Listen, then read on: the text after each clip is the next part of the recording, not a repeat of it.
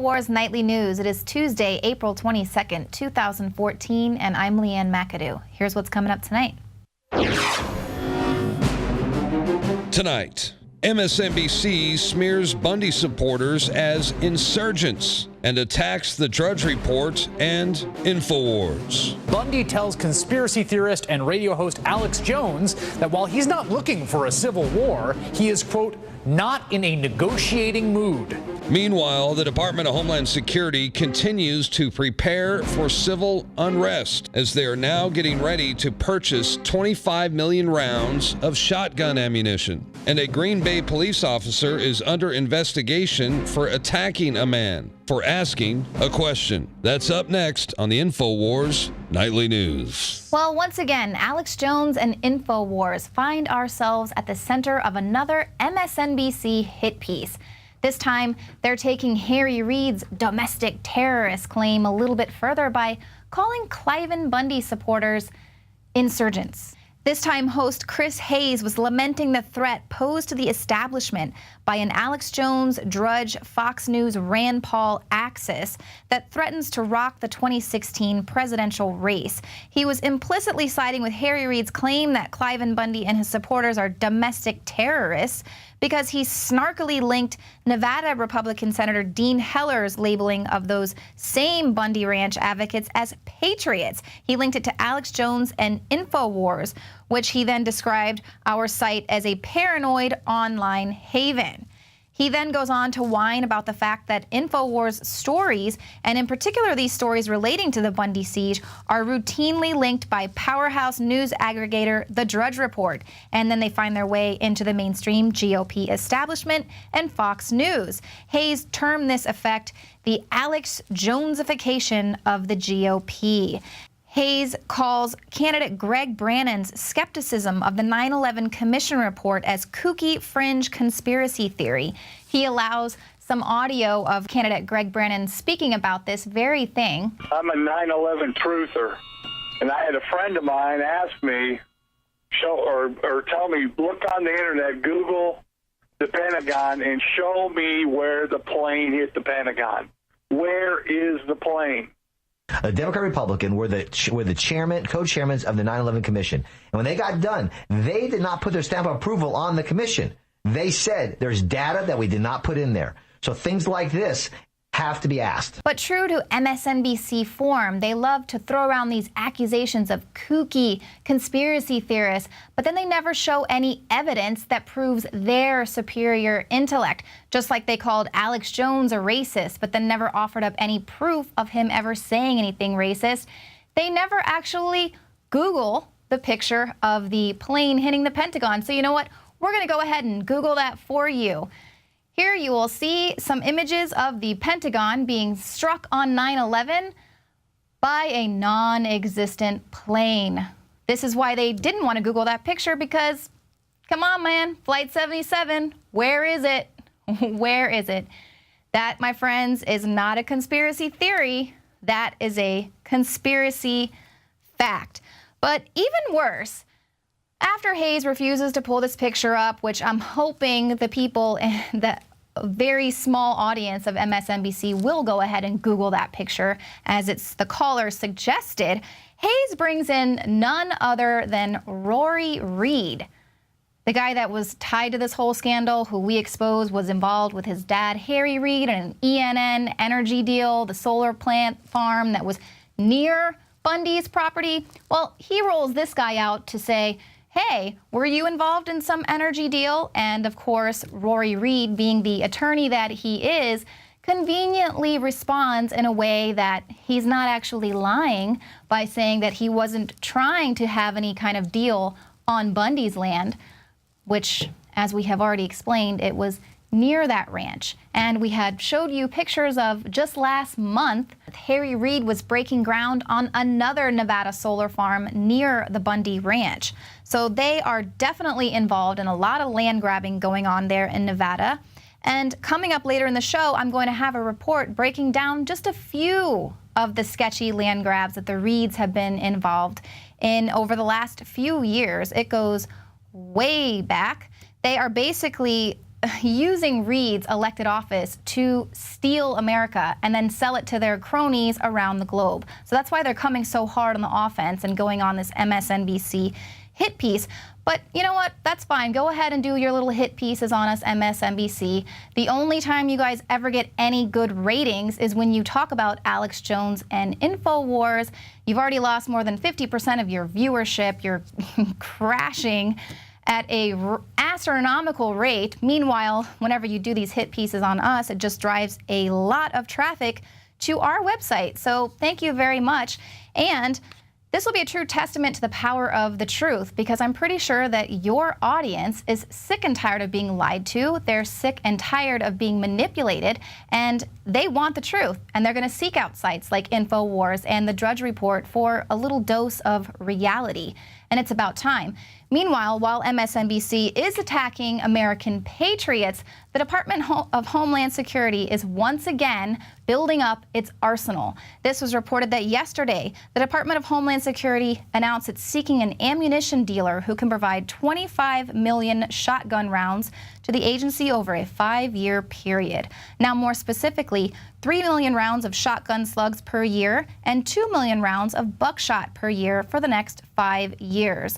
The report says the ammunition will be used as appropriate at all DHS or department component locations nationwide and outside the continental United States. Now, it'll be used as appropriate. So does that mean they'll be using it to shoot more cattle? Because that's how they deemed its use appropriate out there in Nevada. And we have already been just reporting that there is a massive arms buildup in federal agencies everywhere. And we can see that during this recent standoff at the Bundy Ranch, the Bureau of Land Management was well armed. It was an increased militarization of this government agency, and it is, you know, it's definitely something for us to be concerned about. And is this over-militarization for terrorists? No, it is not about protecting the homeland. It is about policing the homeland. And clearer by the day, it is about conditioning you and your children to be completely subservient to the state. Take a look at this video that shows the TSA patting down a 2-year-old and a 6-year-old over and over again, despite a partial rollback of the pat-down policy in 2011. This is disgusting. Look at this little boy. He's clearly frightened. He's been taught his whole life never to let strangers touch him. And now here they're patting down this little girl. Oh, clearly she is got some explosives attached to her. And this isn't about safety. This is about conditioning. This is what this is all about. This is conditioning this mother to allow her child to be pat down and rubbed down. The woman goes around and touches the little girl's breasts. This is not about terrorism. This is not about protecting the homeland. This is about conditioning. Why are we letting this happen? Why are we letting our children pass through X-ray machines? And then if we don't want them to pass back and forth through X-ray machines, they have to get this intrusive pat down by the TSA. Why are we allowing this to? Are we so afraid of their authority?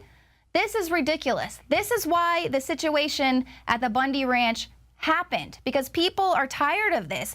This is not the end. It's definitely not the time to stand down, but it is time to start asking ourselves, when is enough enough? When do we wake up and realize that this is not about fighting terrorism? This is about fighting we the people. This is about keeping us in a cage. Now we've got this next video clip of an officer who's using excessive force. Now we see this time and time again. This video basically just shows a man asking the cop a question. The cop starts getting rough with them. The guy uses some colorful language, and then the cop just flips. He snaps. He has an explosive reaction. He throws the man, punches him several times. And then, of course, this is totally uncalled for. This cop just tries to block the camera while letting his buddy beat this kid down. The kid wasn't wanted for questioning. He wasn't, you know, part of that whole situation. He was just asking why was his friend getting arrested. But this is what they're being trained to do. They're being trained to respond in this way for the people they're supposed to protect and serve. And unfortunately, now we are seeing that it's not just in the cities. It is happening everywhere, in farms out in the middle of the desert over turtles, we're being told. It's excessive. And obviously, it's clear why all these federal agencies are arming themselves, because they do know that liberty is rising. The people have had enough, and they're starting to see that. And so that's kind of the fearful thing, and that's why we consistently tell you to just stand down, cooler heads prevail, and don't allow them to turn you into the terrorists that they're trying to make us all out to be.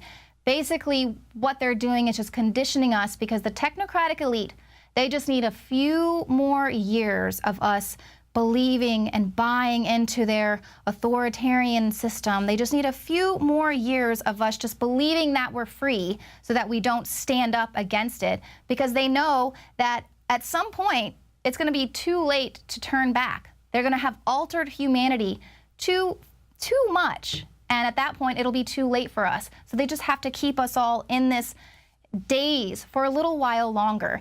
They're going to roll out the programs like this CRISPR, and they're going to have it be, you know, something that's kind of a miracle discovery. This CRISPR system is basically a DNA editing technique, and it will cure diseases for the first time ever. They'll use the DNA editor to cure liver disease or treat Down syndrome. Oh, but look, CRISPR might also be used to correct gene defects in human IVF embryos, allowing disorders to be ironed out before a baby is born. Now, I would love to believe that science is going to be used solely for the betterment of mankind, but we all know where this is going. They have been very open about how they see the population dwindling and how they're going to go about enforcing this population control. Let's have a little flashback to the movie Gattaca. Now, Gattaca was a 1997 science fiction film, very popular, and now it's basically becoming a reality, as scientists will screen and abort human babies based on 3,500 genetic faults. Now, Gattaca was a movie where it was a futuristic world where human beings that were genetically engineered with certain desirable and superior genetic traits were given preference over natural-born humans who were considered inferior. So basically, when science starts openly tampering with human life based on subjective perceptions of which genetic traits are desirable and which are not desirable, well, there is no closing Pandora's box. And no doubt they're researching right now what DNA parts they can edit to wipe out patriotism, or what characteristics are responsible for dissent. So, of course, those are undesirable traits in us subhumans. Now, coming up, John Bound will have a report on some other mutants. Now, I'm not talking about the X-Men. I'm talking about the triple X-Men of Hollywood.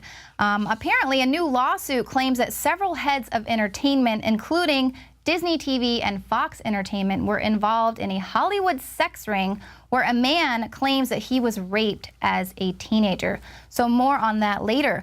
But again, just to remind you how the ruling class is above all of us, above the laws they make to rule us, that we are meant to obey.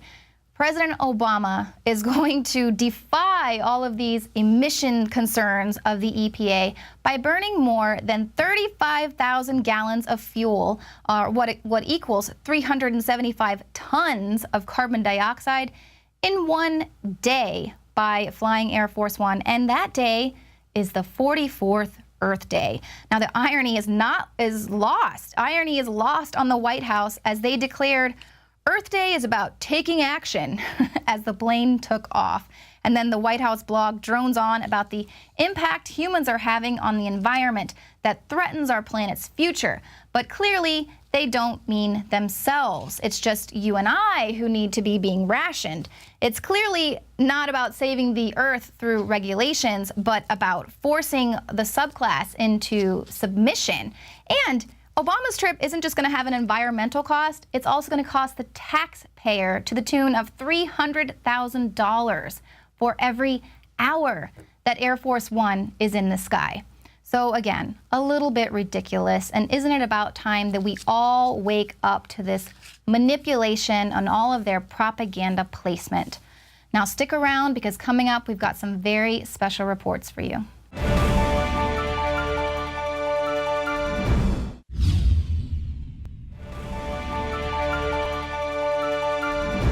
Four powerful Hollywood moguls were accused of committing the sexual abuse of teenage boys in 1999. They include X-Men director Bryan Singer, former president of BBC Worldwide America and former head of programming for Fox, NBC, and the WB, Garth Ancier, Gary Goddard, the head of a Los Angeles design group, and former president of Disney TV, David Newman. Mr. Newman previously worked with the ringleader of the perversion, Mark Collins Rector. Mr. Rector is a registered sex offender that pled guilty in 2004 to luring minors across state lines for sexual acts. The accuser is Michael Egan, now 31 years old. He claims that when he was a teenager, he was given money and threatened to keep quiet about the events that took place in Hawaii and Los Angeles, or he would be eliminated, along with his family. However, Mr. Egan claims to have reported it to the police and subsequently the FBI in the year 2000, but no action was taken. Mr. Egan's lawyer, Jeff Herman, has until April 24th, 2014,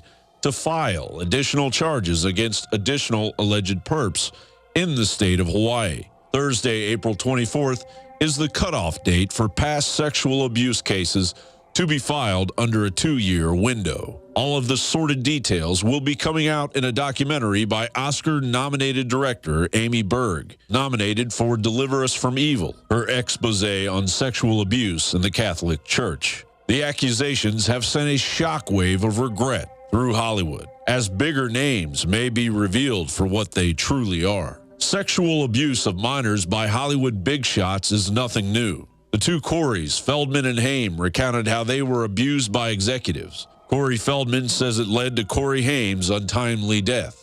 Well-known actor Jeffrey Jones was arrested for possession of child pornography and accused of soliciting a 14-year-old boy to pose for pornographic photographs. Oscar-winning director Roman Polanski was hunted for years for the rape of a 13-year-old girl, eventually ending up doing time in a Swiss prison. The perversion in the British entertainment industry is just as flagrant. BBC presenter Stuart Hall was jailed in 2013 for 14 counts of indecent assault against girls as young as 9.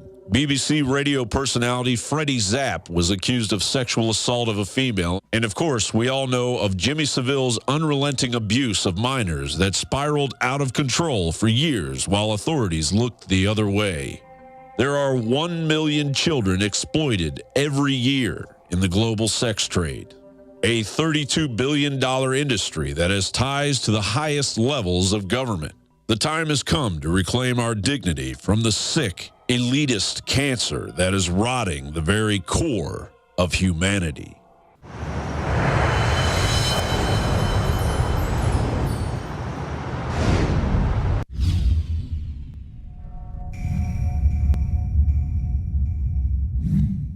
Statists are now calling for a drone strike on cattle rancher Cliven Bundy and his supporters. Of course, it's virtually inconceivable that the White House would launch a predator drone strike against U.S. citizens, but the mere fact that self-proclaimed liberals are openly calling for Bundy supporters to be massacred provides us with yet another chilling insight into the warped minds of statists. Government cheerleaders were alarmed that a minority of Bunkerville protesters were carrying guns during last weekend's standoff against heavily armed Bureau of Land Management agents. This underscores the rampant hypocrisy of leftists who grandstand as gun control advocates yet fully support the state having a monopoly on firearms. One person even tweeted directly to Senator Harry Reid, "Senator, wouldn't it just be easiest to order a drone strike on the Bundys?" And indeed, the issue of when and under what reasons drone strikes may be issued against Americans is being debated in Congress. So would the situation at the Bundy Ranch qualify simply because Harry Reid labeled them domestic terrorists? Do statists realize that they'd be supporting a drone strike against innocent Americans at the behest of Dirty Harry Reid, whose heavy-handed use of BLM agents at Bunkerville had nothing to do with an endangered desert tortoise, but rather Reid's more lucrative uses for the land around the ranch? The fact is, if the last rancher standing continued grazing cattle on the disputed Clark County land, it would be impossible to install solar energy panels for one of Reed's deals. Did Reed work his connections and order the ranch raid in a brute show of force to shore up this land grab once and for all? The director of the BLM is Senator Reed's former senior advisor, Neil Kornza. Handpicked by Dirty Harry himself, Reed said, "Neil is just perfect for this position." Less than 14 days later, Kornza led the botched roundup of undocumented cattle in Bunkerville. But Reed's reach goes far beyond Bunkerville. In fact, he's really good at using his influence to reward family members and campaign donors in lucrative development deals across the state. The accounts of such activity are numerous and persistent. A Los Angeles Times article from 2003 headlined, "In Nevada, the name to know is Reed," details the Clark County Conservation of Land and Natural Resources Act of 2002. Reed assured his colleagues that his bill was a bipartisan measure to protect the environment and help the economy in America's fastest-growing state. Well, what Reed didn't explain when he introduced the bill in the Senate was that the bill promised a cavalcade of benefits to real estate developers, corporations, and local institutions that were paying hundreds of thousands of dollars in lobbying fees to his sons and son-in-law's firms. Reed's son-in-law, Steve Barringer, cashed into the tune of $300,000 when the senator pushed a provision allowing the Howard Hughes Corp. To acquire 998 acres of federal land ripe for development in the exploding Las Vegas metropolitan area.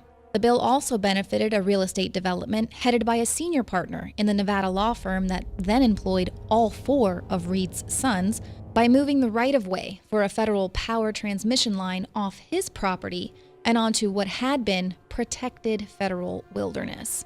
So much for the environment. Hoover Institution scholar Peter Schweizer says Papa Reed has sponsored at least $47 million in earmarks that directly benefited organizations that one of his sons, Key Reed, either lobbies for or is affiliated with.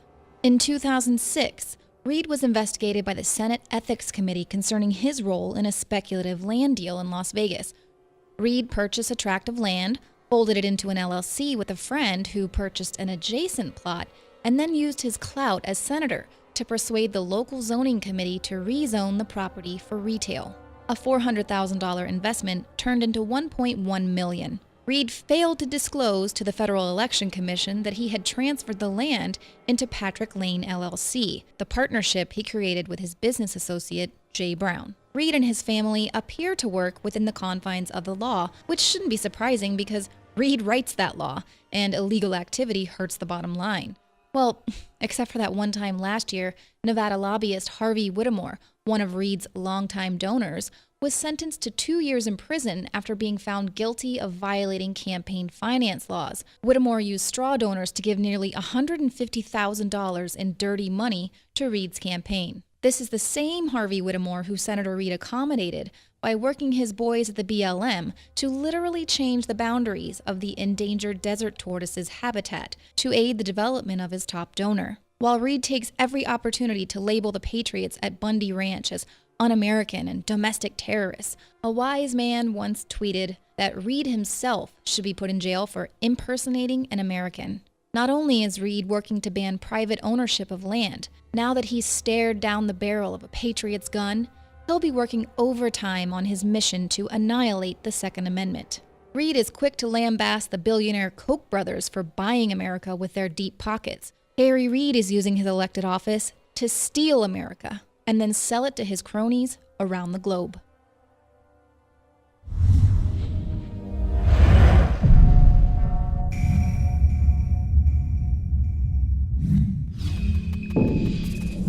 Thank you for tuning in to the show tonight. We will see you here again tomorrow at 7 p.m. Central.